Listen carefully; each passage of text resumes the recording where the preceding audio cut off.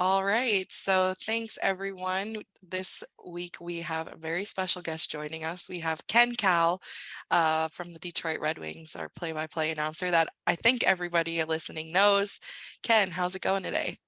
Everything's going well today, and I was just talking to you guys before. Boy, the schedule's going to pick up a little bit after Labor Day, so kind of enjoying the last weeks of summer here. But I'm actually excited about getting going. I think it's going to be a good year. You heading up to the prospect tourney? Yeah, prospects tournament. We're leaving on the 14th, and then after that, it's training camp, the preseason, and then starting the regular season. So yeah, it'll be pretty busy. No kidding. Yeah. We're all Well, excited. well, we'll try to take it a little easy on you here so that you can save all the we can save all the heat for later. So I'll start All off right. with a fun question. Well, it's more of a tell us a story. So you've been in the business for what, 30 something years now? Quite a while, right? Right, right. If you count the Um, college years, yep. It's oh I think like yeah. 30, 38 years going on 40, something like that. Wow, that's crazy. Yeah. You get decades under your belt. So could you tell us a fun fact or a story about like somebody in the front office or like a player that maybe most people don't know? Well, obviously there are so many great players that have played for the Red Wings, and one of the stories I can remember is Igor Larionov, and obviously he was part of the Russian Five. And there was a story that I was told one time, and I believe it because I know the kind of guy that Igor Larionov is. But he had such great vision on the ice, and he's one of the leaders out there when the Russian Five were on the ice. But there was one particular game where his vision was so good that he had control of the puck, and the other team that we were playing had too many men on the ice. And Igor had possession of the puck. He actually skated over to the linesman while he still had the puck, and other players were chasing him. And he told the linesman, he goes, "Hey, the other team has too many men on the ice." And then he passed the puck away, and then he got the puck back, and he skated back over to the linesman again and said, "No, really, count them." He goes, "They have too many men on the ice." And sure enough, they counted too many men on the ice, and the Red Wings got a power play. But that's just, the sport is so fast, and for someone to have vision like that is just amazing. So that's one of the stories. There's so many of them, but that's one that really I have a hard time believing, but it's true. I have a follow-up question to that one, and just talking about things from back in the day, watching hockey. And today, if something like that were to happen, they just roll back the tape and they check how many men were on the ice. So, as you've been in the game for so long, are there any other things like having the cameras that have changed how you do your job just with technology coming and developing? Well, that's a good question. And before I answer that question, I can remember Gordie Howe play, and I saw him play in the last part of his career. Back then, they only had one referee. Now they have two, so they have an extra set of eyes out there. And with all the cameras and everything that they have now, I'm not so sure Gordie would get away with all the stuff he got away with back in the day. Uh, but yeah, you had to always keep your eye out for Gordie whenever he was on the ice. At least that's what I was told.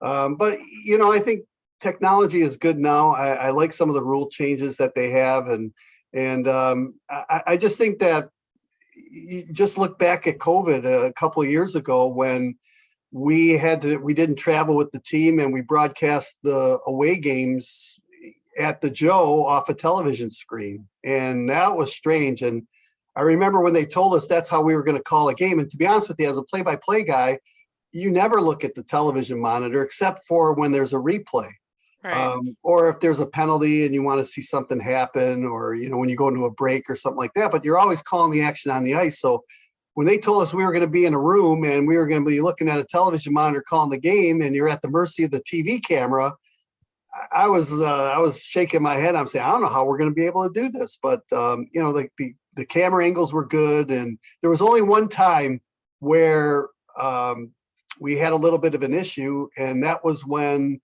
we came back from a period and the TV froze, and Ooh. we just kept talking for like 3 or 4 minutes, and then when they came back, there was a goal that was scored, and we had to describe it. But again, that's just the way it is. But technology is great today. It's a lot better than what it was before, and that's just an example of what we had to go through during the COVID situation.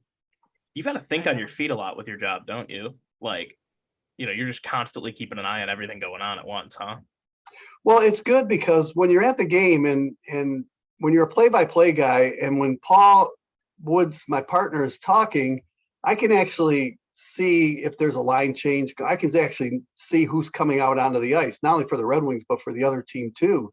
The problem we had with the COVID situation, when you're calling off a television monitor, you're only seeing what the camera sees. And so again, fans don't realize that, but a lot of times when Paul's talking, I'm looking at other things. You know, if the play isn't around the net, I'm actually looking behind the play, seeing what's happening. And you could take a look at the bench, see what the coach is reacting to or something like that. And, you know, that always helps you out as well.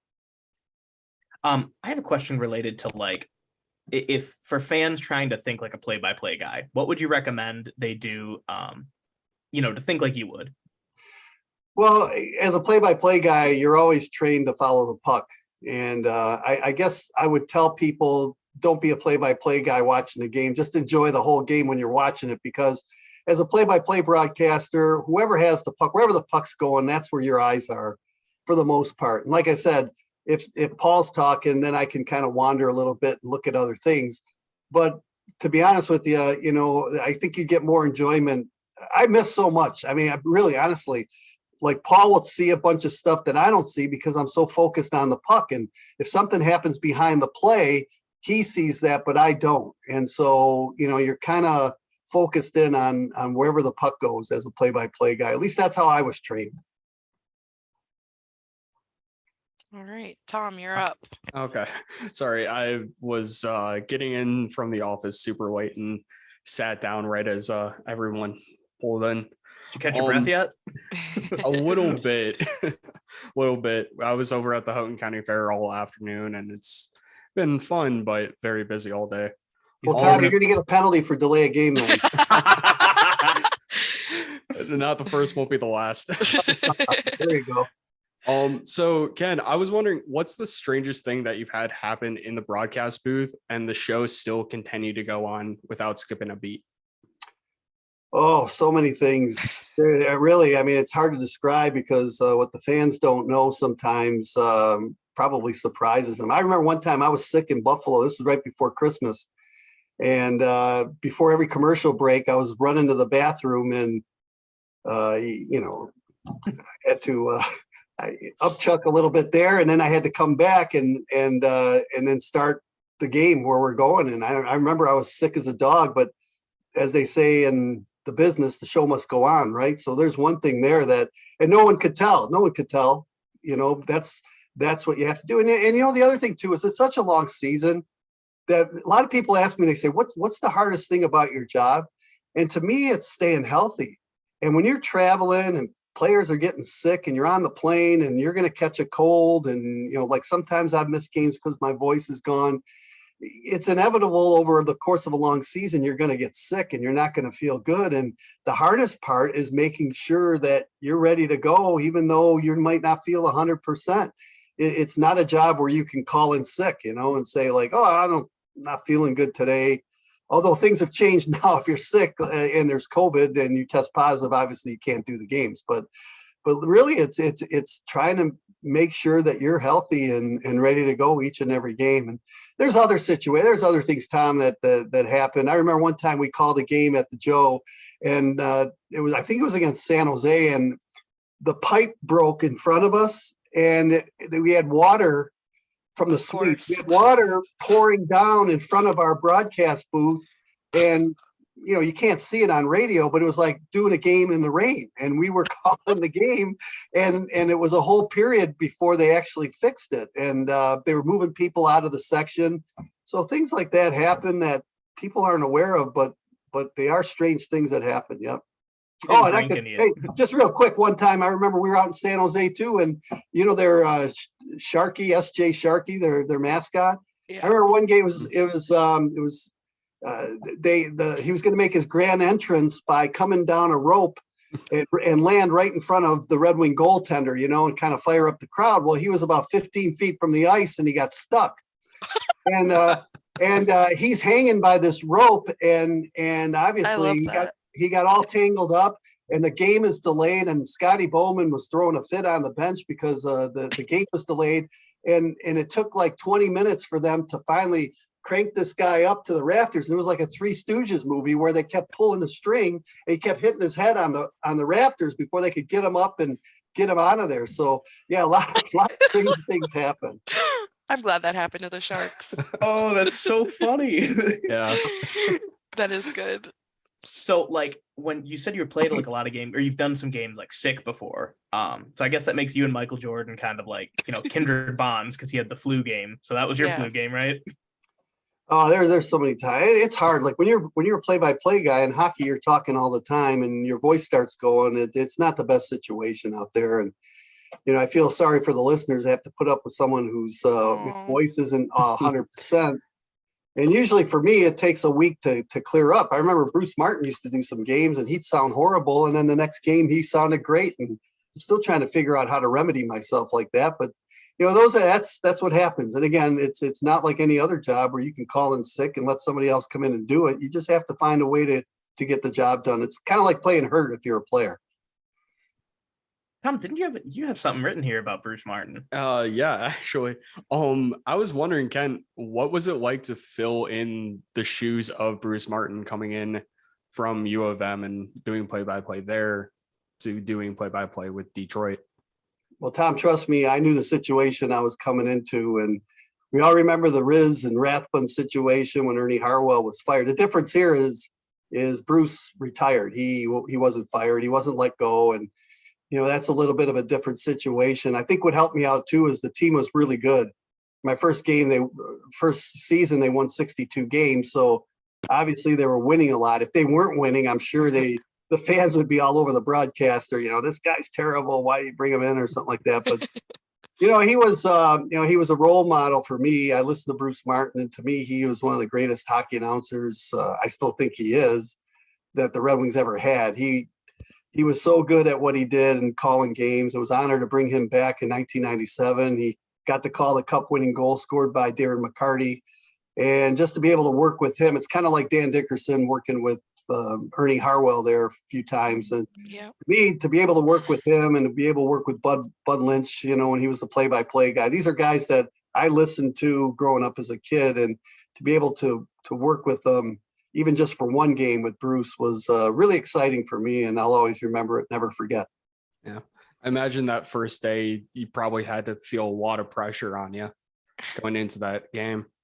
Well, yeah, I mean, but, you know, obviously, too, you're prepared. Like I spent 11 seasons at the University of Michigan, and I was ready. I was ready to make the move up. And, you know, maybe if I was 2 or 3 years in at Michigan and an opportunity came in, maybe I wouldn't be ready. But I really worked hard at honing my skills to be ready when the opportunity came. So yes, I was nervous. I'm not going to lie to you and say I wasn't. I remember my first game in Denver. It was against the Avalanche, and that's when they first came into the league. And wouldn't you know it, that was the team that beat the Red Wings out in the playoffs. And I remember being nervous a little bit, but once the game started, it was just like calling a regular game. So, you know, it was just exciting, you know, to be able just to broadcast one Red Wing game. I'm from Michigan. I'm from Detroit, and they're my favorite team, obviously, right? I mean, they're my hometown team. And let's face it, as a broadcaster, a lot of guys don't get that opportunity to be able to call games for their hometown team. They have to go somewhere else and have a career somewhere else. But I was fortunate enough not only to be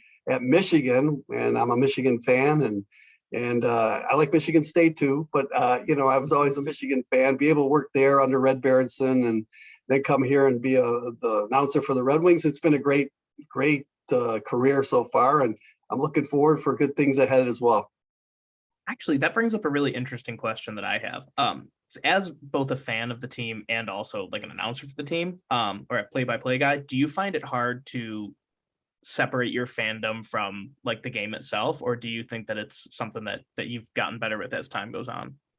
No, you know what? I'm a fan, and I want them to win just like everybody else. But you have to be a professional too, and you just have to call the game. My job is to call a game and not really editorialize. I leave that up to Paul Woods, you know.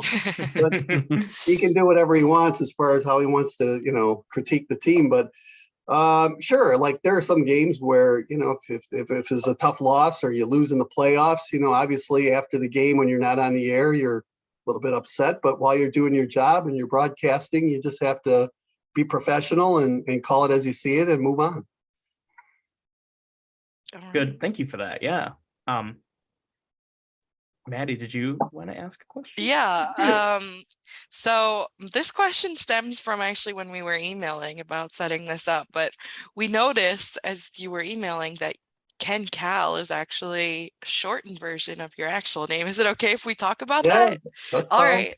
So I was like shocked when we got the email and it said Kenneth Kalczynski. So I wanted to know, how did you get, this brand of now Ken Kal, and how come you don't go by Kenneth Kalczynski? Well, that's a good question. It all starts back from my DJ days, and I went to What? Wayne State University, You and DJ'd? I was a DJ before I became a hockey announcer. I graduated in '79 from Wayne State with a broadcasting degree. But while I was at Wayne State, I was a DJ and I did a top 40 type radio station and No way. That's so cool. program. And so they one of the program directors there said, if you're doing top 40 radio, you might have to cut your name or use a different name or shorten your name, So I'm starting to think like, okay, maybe I changed my name to Ken Smith, Ken Henderson. I'm thinking of all these names, right? And in the radio business, let me tell you something. In the radio business, sometimes like if you go to work at a country radio station, this is how it was back in the day.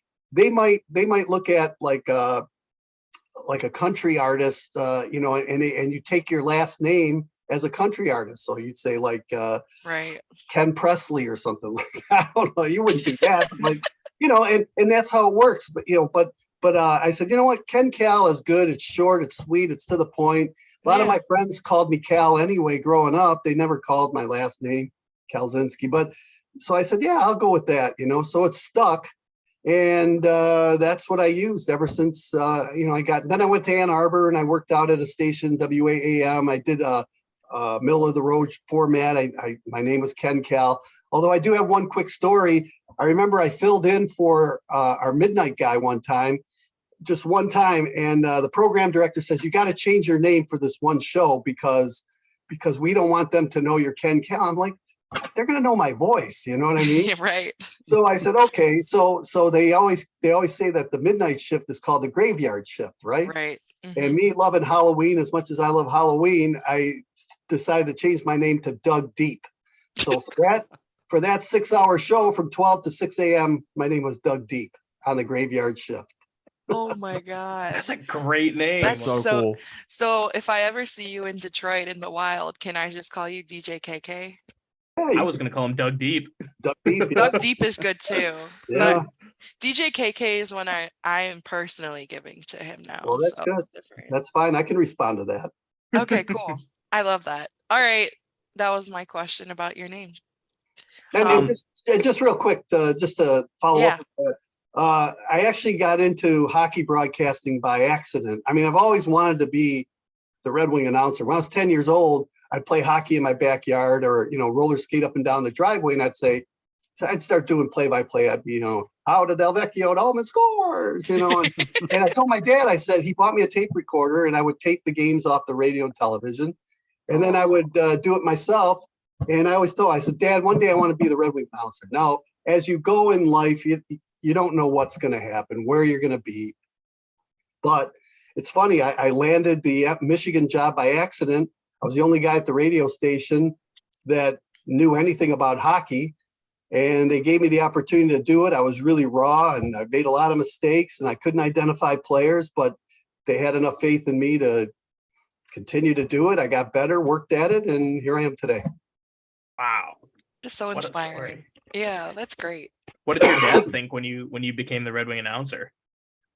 Oh, he was thrilled. He he always wanted. I have two other brothers and a twin sister and an older sister, and he always wanted one of my brothers to be a professional ball player because he liked baseball, and he taught those two. Like he worked them with like crazy, and he wanted them to make it, and obviously they didn't.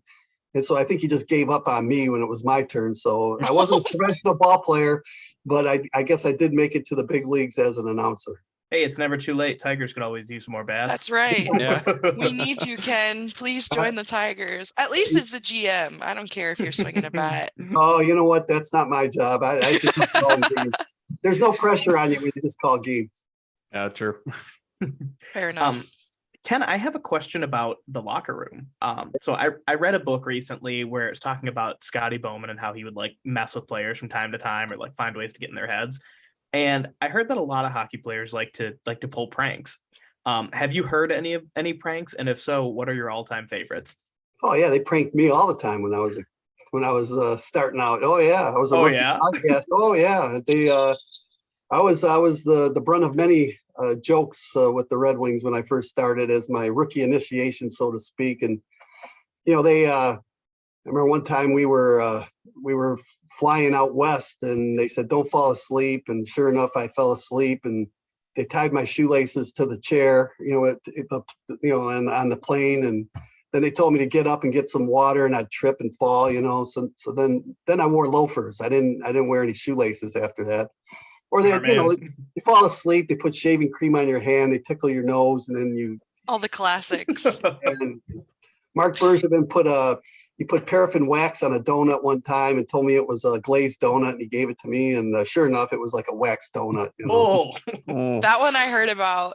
yeah. But the best jokes though are, when you hear players will come in, they'll buy a brand new pair of really expensive shoes, and then they're talking about how great their shoes are and stuff, and then when they come back off the ice from practice, they're nailed to the ceiling. You know what I mean? And or players that buy expensive clothes like a sport coat, and then what they'll do is they'll sew the arm shut, with threads. So things like that happen. It's just it's all in good fun. And I don't know how much they do now. Things have changed, but back in the day, it was a little bit different. Just guys being dudes. Yeah, exactly. we're really big in Team, pranks team too. bonding. Team bonding, just guys being dudes. Love that. We're really big into pranks on this podcast, Yeah. so you're giving us ample ideas on how we're gonna mess with people on opening night. Don't take my advice here. I mean, don't share my stories there. DJ Doug Deep approved. All right. I just had one more question. And actually, this is how I knew about your donut story. I listened to your bit with Carly, Carly with coffee, whatever it's called, coffee with Carly. Yes. And you talked about how you actually were in the medical field and then you transitioned into becoming a broadcaster. So I'm actually right now transitioning between jobs, but just thinking about that, how did that happen where you were in this other profession and then I don't know, did something happen and you just wanted to follow your dreams, or what went down so that you were able to go and now work in hockey? Well, Maddie, I guess it goes to the Doug Deep story too. When I was young and I was trying to figure out what I wanted to do, and I wanted to go into college, I didn't really know what I wanted to do or what I wanted to be at that particular point. And I had a friend of mine who was an undertaker, and his dad was the undertaker. He said, listen, if you go to mortuary science school, he says you can be an apprentice at my funeral home, and then you'll have a job when you get out. So I'm thinking like, hey, great. It was a 3-year program, a little bit of apprenticeship, and at least I have a job coming out of college, right? So that was my original thought, that was why I was going to go to college. Well, my freshman year, I actually walked by the radio station. I've always loved radio, and I said, I'm going to check this thing out. It seems like I'm not a member of a fraternity or anything like that, and maybe this would be something like fun while I go to school, and maybe if I could get on the air, it'd be a lot of fun. Well, I enjoyed it so much that I changed my major when it was time to change a major, and I went into radio broadcasting. But when I got my degree, I was working weekends in Ann Arbor as a DJ, and I needed something to pay the bills. So I got involved in medical sales, and it was a home infusion company. We provided IV therapy for patients coming out of the hospital. And at the time, it was a new thing where, you had to convince the doctor to have the patient come home, and we would provide the IV therapy and a nurse to teach him how to do it himself. And it was cheaper, and it would save money. And, and at the time, doctors were like, oh, that's my patient. He's got to stay in the hospital. But it was getting so expensive that, this was kind of the new trend. And this was 30 some years ago. So, again, as far as you, Maddie, just, follow where your heart goes, and it'll lead you in the right direction if you just let it go. Do you want a younger, cuter play-by-play announcer? Do you have a position open? Hey, Tom is our radio guy. Well, I always say this to aspiring broadcasters, I'm not going to do this forever. So there's going to come a time when, someone else is going to have to take over. So anybody who's out there, I'm not retiring anytime soon. So I just want to let you That's know good. that. But with Good, that good. said, down the road, that's going to happen eventually. It happens to everybody. And whether you're an athlete or whatever business you're in, and I'm not getting any younger. So I'm really hoping that that this team can turn around and we can get going again and hopefully win another Stanley Cup. I'd like to have one for the Right. thumb. I've got 4 rings right now. One for the thumb would be good. I'm very jealous. That's amazing. And I hope that we also get one for the thumb. That's That'd be pretty cool. that's That'd be what we cool. want. That would be awesome. Ken, I have a couple community questions that some of our listeners sent in. Who is your current favorite non-Red Wing and your favorite Red Wing of all time? Oh, wow. I guess Gordie Howe would be my favorite Red Wing of all time. I wish I would have known him better. I got to know him a little bit later in life, but he was he was great to watch. Even at as he was winding down his career with Detroit, he was just an amazing talent out there, and tough as nails, could handle himself. If you crossed him the wrong way, look out, he was going to get you. He could shoot right or left-handed, and he was just an amazing talent out there. And I wish I would have seen him in his prime. But yeah, I'd say he was my favorite player. I liked Marcel Dion too when I was going to high school. He was my favorite Red Wing. And it was a situation that we're kind of in now where the team wasn't very good. We were looking for a superstar. He came in and he made an immediate impact, kind of like Steve Yzerman when he came in. Unfortunately, after 4 years, he left, went to Los Angeles, and I was heartbroken because I really liked him. He was a terrific player, had a great career, scored over 700 goals. And as far as a player now or a player that I've seen who would be my favorite, obviously Nick Lidstrom was, the guy was great. You could come up to him, he'd talk to you anytime. One Nick Lidstrom story, when he won when Sweden won the gold medal at the Olympics, right? Right before the Olympics, we were on the road and they brought in his new gloves, his gold and blue gloves. And so he's trying them on and he throws them over to me at the morning skate. And he says, "Hey, Ken," he goes, "break these in for me." He says, he says, "Wear them all day and break them in for me." So I go back to the hotel room. I didn't know if he was joking or not, but here I am. I'm like putting them on and I'm walking around the room. I'm trying to do my notes, with his gloves on. And you know what? I wish I would have taken a picture of it, but I didn't, but That's I wore funny. those things all afternoon. They were sweaty and everything, and I gave it. I came down to the locker room before the game, and I gave it to him, and I said, "Nick," I said, "I hope I broke them in good for you." I wore them all afternoon, but eventually, those were the gloves that he went on to win the gold medal with, and I was hoping that he would give me the gloves, saying like, "Hey, I broke them in for you," but he never did. Oh my God. Nick Ken Kal Lidstrom- is a Swedish gold medalist. That's what I've gotten from Yeah. that story. Nick Give me an Lidstrom, assist, if you're listening to this episode, Nick, Ken wants his gloves. I get an assist, I guess, on that. Yes. Yeah. Well, it sounds like you got the magic touch, like just That's true. breaking some equipment and the magic comes to life. Well, I just hope they don't give me any other equipment because I don't want to break any of that in anymore. So once is enough. Most definitely. Okay, so I have a question. So I have a couple non-hockey fans that listen to this podcast that are friends, family, you name it. Give us your sales pitch to either a casual or non-hockey fan listener on why they should be a fan of the Detroit Red Wings. Oh. Well, just be a fan of hockey in general. All I have to tell people is just go to a game live. If you go to a game live, you'll be hooked on the sport. If you try to watch it on television or try to listen to it on the radio, it's not going to work. But if you're a fan or if you're somebody that doesn't know anything about the game, grab a ticket, go with somebody that knows the game, and go to a live event, live hockey game, and I guarantee you 100%, once you're there and you see the crowd and how they react and the beauty of the sport, how fast it is, how exciting it is, Hopefully there'll be a couple of fights too.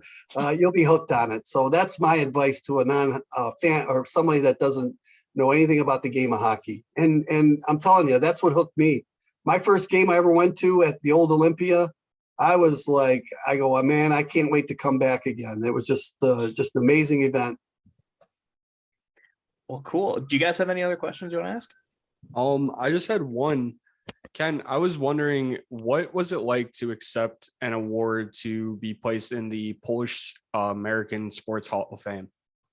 Well, I'm not in there. I'm hoping to be in there, but I'm a board Okay. member of the Polish Sports Hall of Fame. So I'm hoping that maybe once I retire, maybe you have to be out for 2 years. And Okay.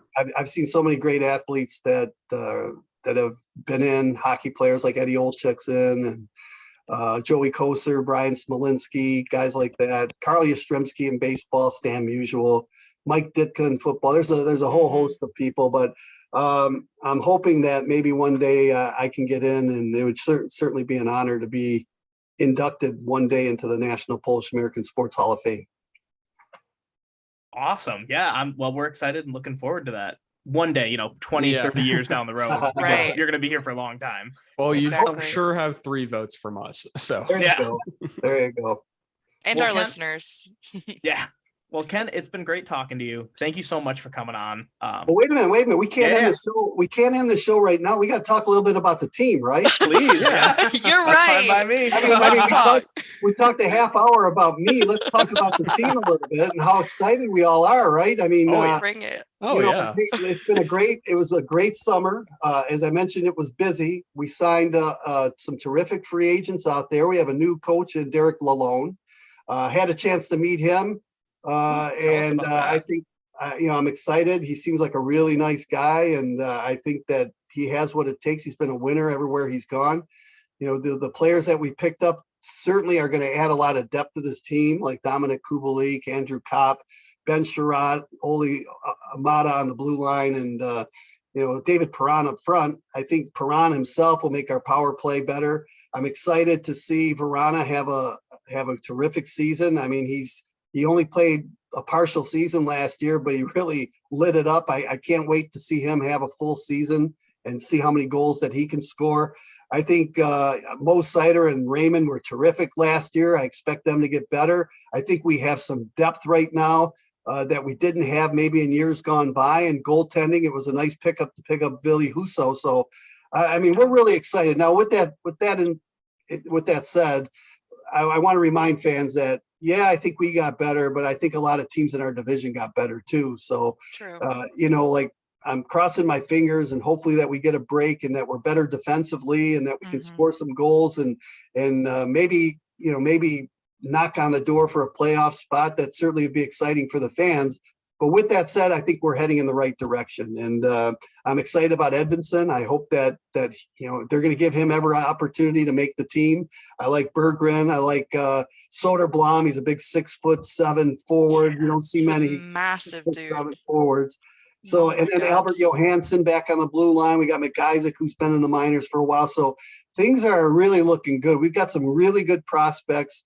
And Grand Rapids will see these players before we do. So they're in for a real treat because I think the guys that we've drafted over the last several years under Steve Yzerman are going to be really good Red Wings one day. So we have a series called, an idea I have called Bounce Back or Breakout. Basically what we do is we're going to pick a player that we think is most poised to bounce back after a tough season, and then the one most likely to break out. So with that being said, who are your bounce back and breakout candidates? Oh boy. Bounce back player. I would. Wow. A guy that's been. He's not even going to start the year is Robbie Fabry, and the problem with Robbie is he always seems like he's injured. And I think he's going to miss a month or 2 months of the regular season. But I would say that he would be my bounce back player. I'm hoping that he comes back 100% and he can get in there and really be a part of the second or third line, sometimes on the first line. So he would be my bounce back player. And what was the other one? Who was the other player? The breakout. So who do you think is going to have a big breakout season? Big breakout season. I'm going to say Jacob Verana. I think Verana is going to be. He's extremely talented. I think I think he needs to learn how to play better on the defensive side of the puck. Mhm. But with that said, he is an exciting player out there. He's the kind of guy that can make things happen. He's got really good speed. We've seen him score on breakaways. So I think he's a guy that if everything goes right for him, I think he has the potential to score 35, 40 goals. At least. I'm really excited to see him play a full season too. And of course, I'm looking forward to the young guys or the other guys that we got, like David Perron. He's a Right. premier player. I mean, this guy is unbelievable. I mean, especially on the power play. So, and then Ben Sherrod on the blue line. He's a big, solid defenseman. That's what we need. We need a couple shutdown guys back there. So hopefully Mata and Sherrod will be healthy and they can really shut the door on some of these teams out there. And in more recent news, we just saw Zadina was finally signed to a 3-year contract today. What are your thoughts on Zadina and his season? Well, you know what? I was a little bit surprised. I thought his numbers would be better than what they have been. Right. With that said, I think each and every year he's improving a little at a time. I guess I was expecting too much from him when he first came in, and obviously 3-4 years ago, the team needed somebody that could probably lead the offense, and to put that much pressure on a young player like that isn't really fair. So he needed time to develop. But I think overall, he's getting a little better. You know, he's moving, moving in the right direction, moving north. And again, I just think that he's got a terrific shot. He just has to move around a little more and not stay in one spot and shoot the puck. So maybe the coaching staff will work with him a little bit on, just moving a little bit. He's got such a great shot that he doesn't need to move much to fool a goaltender. So, maybe that's something that we can look forward to this season from Zadina. I hope so. I hope that he does have that breakout season. I was hoping that you were going to say this is going to be his breakout season because I'm a bit more harsh on my Zadina takes, but we'll see. But you know what, Maddie? If he does have a breakout season and he has a career year, that's only going to be a bonus for the Red Wings this year. Of Because course. I think they've got players right now that will really be very good offensive players. For sure. So going into the season, Ken, what do you see as the Red Wings' biggest strength?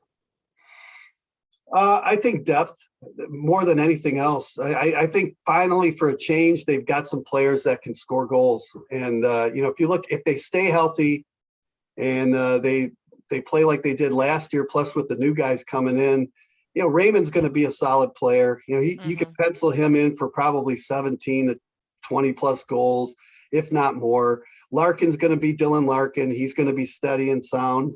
Bertuzzi, I think, he's proven over the years that he can put the puck in the net and he can be a good, solid two-way player.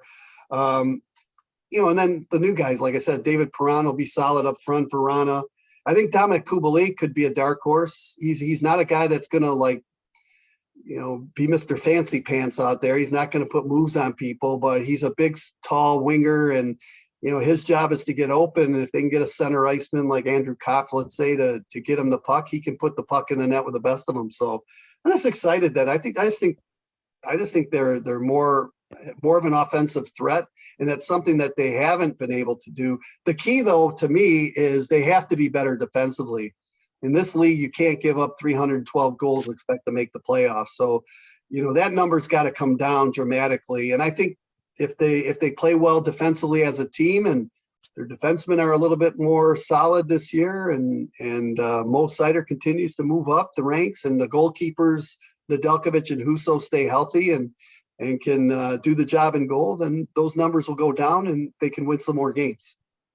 If you would have told me at the end of last season that you would have now been saying that our biggest strength is depth, I would have laughed right in your face. But I'm really happy and excited about the season and agree we have gained so much depth in the off season. So we're all super excited to see how that plays out as well.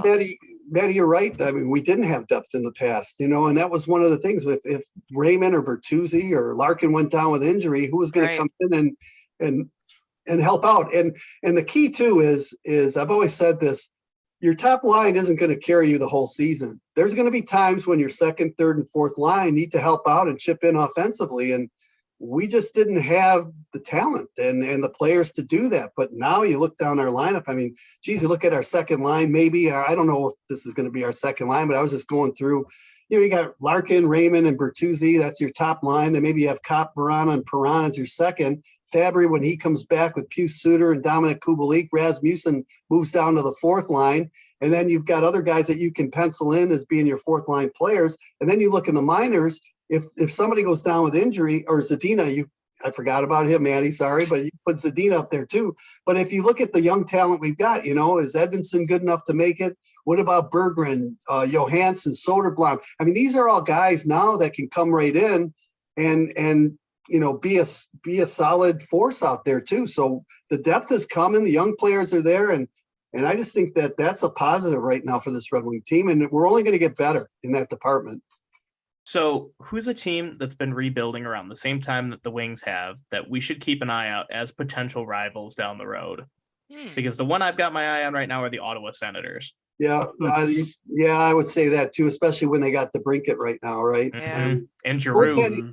Goaltending might be a little suspect for them still, but obviously they've gotten better. I think Buffalo's gotten better too.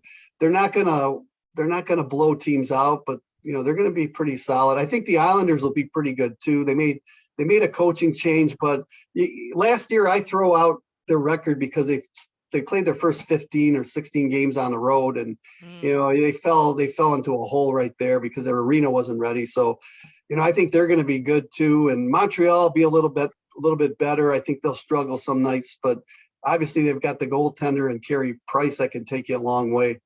Well, he might be done his career might be over. I think he's out this season. He is out this season, right? Yeah.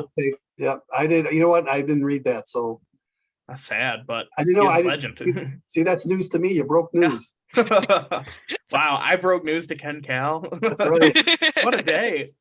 What's up with him? What's the story with Carey Price? So I think he got surgery this offseason. I'd have to double check. But I know he was coming back. That's what I thought, but no. Yeah, I think he's planning on spending the season out because he had a knee injury. So he's going to be out the entire year, and he's wondering about like his long-term future. Oh, okay. So it looks like they might be in trouble in the goal net in the net too. I mean, what do they have? Jake Allen and question mark? Question mark, right? Oh, okay. Well, that's good. Hey, that's great. But then that means we don't have to worry about Carey Price. That's true. I could see the Anaheim Ducks being a good rival down the road too. I mean, what with how they built their team, they structured their team fairly similar to us. We already had Mo gang against Seagrass as our own little mini rivalry. Well, it's a good thing we only play them twice, so but right. But Pat Verbeek used to be the AGM for the Wings, and now he's GM for the Ducks. Like, I don't know if we can have a team that we only play twice as a rival. I think it needs to be more frequent. Yeah, okay, that's fair. But there's some great teams in our division. That's the problem that we're going to have is Toronto, Tampa Bay, Florida. I don't think they're going anywhere. Tampa might start dipping a little bit, but they're still a solid team. I think even Boston.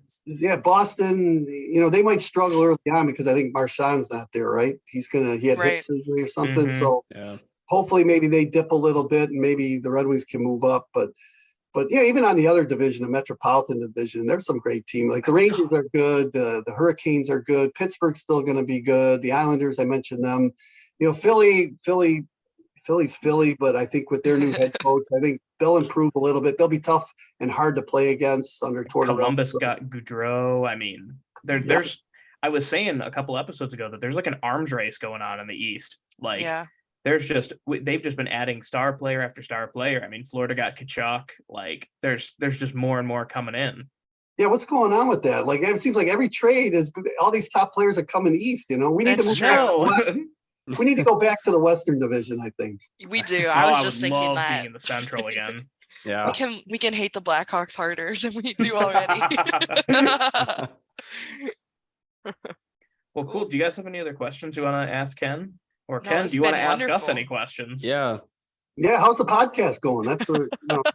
Oh, it's so fun. It's so fun. Yeah. We're having a great time. It's been an absolute blast. I do have a question for all of you guys. Just real quick, give me your background and why do you enjoy doing what you do? Sure. Anybody want to go first? I can start. So my background is I was born a Wings fan thanks to my dad. Grew up in Florida and also played hockey in Florida with all dudes, and just I've been a lifelong diehard Wings fan. And finally, I connected with Jake, and then Jake knew Tom, so that's how this kind of started. And it's been great. Just I tweet a lot about the Red Wings in a very chaotic way, so this is a more productive like way for me to put out my thoughts about the Red Wings, I guess. And it's just been really fun, having people listen and have our fans talk to us about things we talk about on our show. And we're actually doing a charity event called Maddie Bachelorette, and we've had like 20 people enter, and we're raising money for having more hockey in Detroit. And It's for Detroit Ice Dreams, the yeah, nonprofit that's helping inner city kids gain access to hockey in the Detroit area. So we just thought we'd have a little fun with a little fundraising too. So it's just fun. It's just fun. We're just having fun. So yeah, that's a little bit about me and how I got here. I'll let one of the other guys answer. Yeah. I come from a writing background, actually. So I actually got into hockey a little later. I mean, I always grew up a Wings fan. Like, I think if you didn't grow up as a Wings fan in Michigan, you're probably like not from Michigan, or it's actually illegal from what I hear. It is. They send you to prison. Yeah.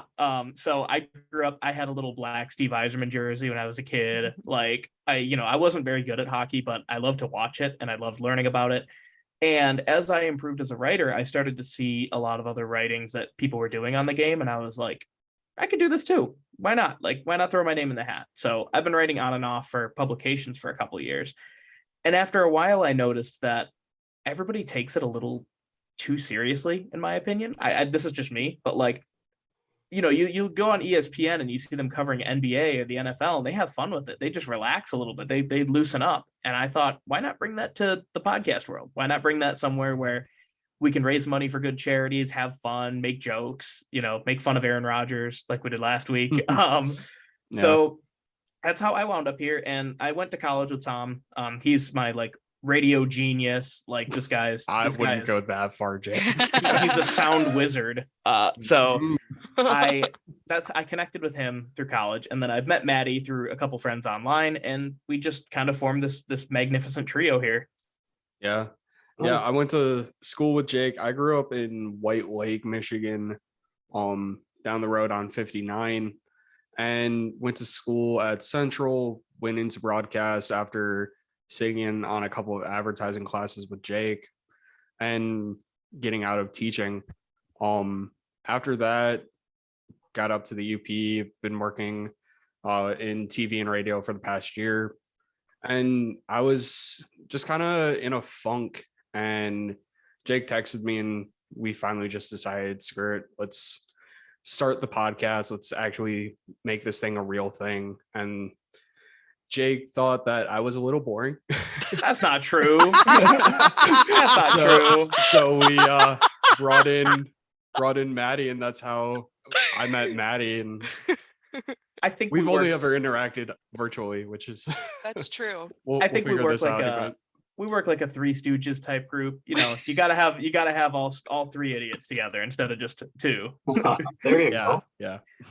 Yeah, it's been really fun, like just getting started. I mean, we interviewed Daniela Bruce a couple weeks ago.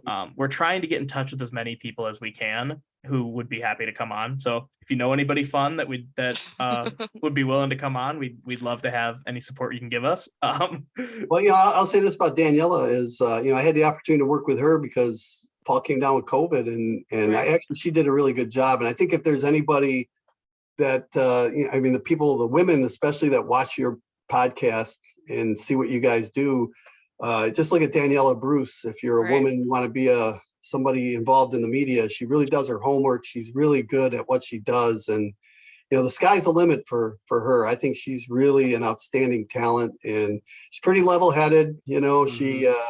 She listens to direction too, but obviously she works hard, and I can tell you the players respect her. And that's one thing that when the players respect you like that, that means you're doing something good. And, I've heard countless times from several players, and I was just at a golf outing with Dylan Larkin, and, And, we were talking about our staff and everything. And Dylan said, yeah, Daniela, she really knows her stuff. So that's quite the compliment for her.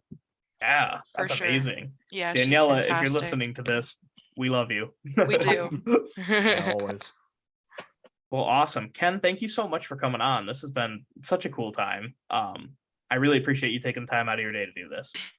Oh, Jacob, it was great. I'm sorry I couldn't make it the last time, but I'm glad things worked out right now. And I'm glad we were able to hook up before the season because it's going to start getting busy. And just one thing out there for Red Wing fans, don't be too positive. Don't be over positive about this team coming up, but enjoy it because I think this is going to be a season that is really going to get better as the year moves on. Let's keep our fingers crossed. Hopefully we can be injury free, and let's see what this team can do. And I think it's going to be an exciting team, and I think we're moving in the right direction. And I think several years from now we're going to be a top notch team. And the other thing I want to tell Red Wing fans is watch these young players develop before your eyes because I remember when Steve Yzerman came in, he was an 18-year-old kid, had a chance to watch his entire career. Now I work for him, but it's the same thing with Mo Sider and Raymond and Edmondson and all these young guys I talked about is they're going to play 1,000 games for the Detroit Red Wings. You're going to see them for a long time here. And Yeah. they're going to be a part. The next time the Red Wings win a Stanley Cup, these guys are going to be a part of it. So just watch them grow in front of your eyes and enjoy every moment that you have with them. You can only watch a star be born once, I suppose. That's right. That's true. Not if you're a Red Wings fan. Look at Yeah, us. we can keep watching stars come in. True. All right, cool. Thank you so much again, Ken. Yeah, All right. Ken, we really appreciate it. Yeah. Congratulations on the podcast, and hopefully we you. can do this again towards the middle or the end of the season. And Definitely. That'd Yeah, be that would be amazing. fantastic. We'd Yeah, like and that. hopefully we can do it again, and we'll see where the progress is going. Absolutely. Right on. Let me stop the recording real